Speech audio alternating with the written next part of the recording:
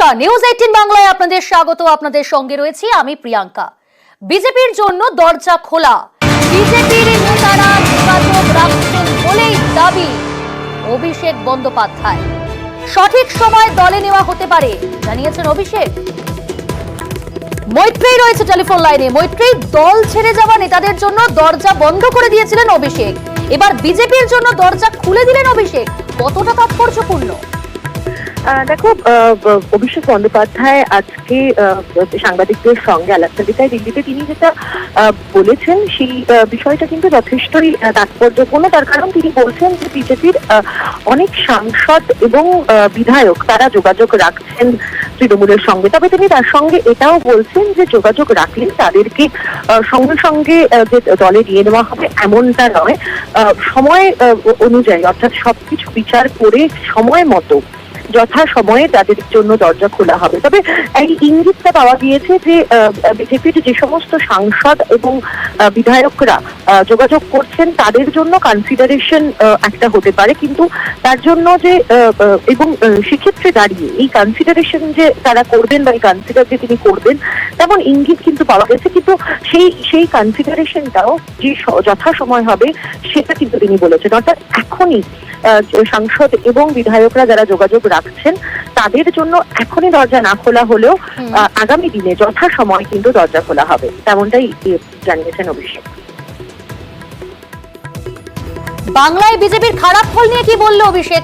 মৈত্রী, দেখো, বিজেপির খারাপ ফলের পেছনে অভিষেক বন্দ্যোপাধ্যায় যেটা বলছেন যে কেন্দ্রীয় বঞ্চনা কোথাও একটা গিয়ে মানুষের মধ্যে একেবারে গ্রামাঞ্চলের মানুষের মধ্যে একটা প্রভাব ফেলেছে, এবং সেক্ষেত্রে দাঁড়িয়ে তৃণমূল কংগ্রেস যেভাবে কেন্দ্রীয় বঞ্চনার প্রতিবাদে সরব হয়েছেন, যেভাবে তারা দিল্লিতে ছুটে গিয়েছেন বারবার, এবং যে ঘটনা ঘটেছেন সেগুলি মানুষের কাছে পৌঁছেছে, এবং সেটাই কোথাও একটা গিয়ে মানুষকে প্রভাবিত করেছে, এবং কোথাও গিয়ে বিজেপির কাছে বা বিজেপির যারা রাজ্য নেতৃত্ব ছিল তাদের কাছে সদুত্তর ছিল না।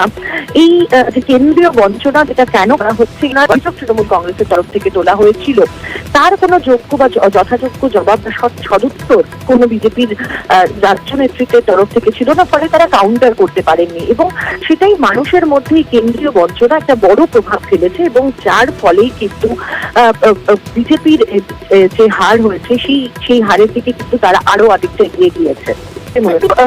অভিষেক বন্দ্যোপাধ্যায় তার বক্তব্য খুব তিনি বলছেন যে ইন্ডিয়া জোটের সঙ্গেই তারা রয়েছেন, তবে এই কথাটাকে তিনি খুব স্পষ্ট করে জানিয়ে দিয়েছেন যে তৃণমূল কংগ্রেসের যা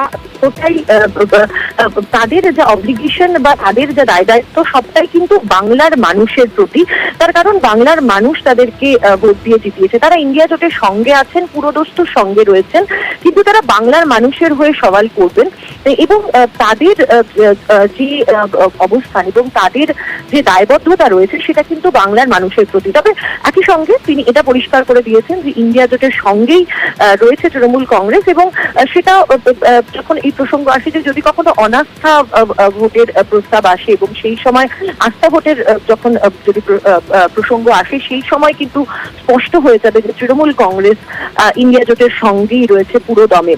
এবং যখন এই বিভিন্ন বিষয় নিয়ে কথা হচ্ছিল সেই সময় কিন্তু তিনি আরো একটা বিষয় স্পষ্ট করেছেন যে তৃণমূল কংগ্রেস যখনই অন্য রাজ্যে গেছে, অন্য রাজ্যে গিয়ে তারা প্রার্থী দিয়েছেন, নির্বাচনে তারা লড়াই করেছেন বিধানসভা নির্বাচনের ক্ষেত্রে, সেখানে কিন্তু তারা সবসময় এটাও মেনটেন করেছেন যে তারা কংগ্রেস যেখানে শক্তিশালী সেখানে তারা যাননি, এবং যেখানে বিজেপি শক্তিশালী সেখানে গিয়েছেন, সেখানে তারা সেই বিজেপির শক্তির ভাঙার তারা চেষ্টা করেছেন, তারা লড়াই করেছেন, ফলে কংগ্রেসের সঙ্গে তারা ছিলেনই। এমনকি নির্বাচনের আগেও যে কংগ্রেসের সঙ্গে আসন সমঝোতার কথা তার হয়েছিল রাহুল গান্ধীর সঙ্গে, এবং বাংলার জন্য দুটো আসন ছাড়তে চেয়েছিল তৃণমূল কংগ্রেস, সেই কথাও কিন্তু তিনি আজকে জানিয়েছেন।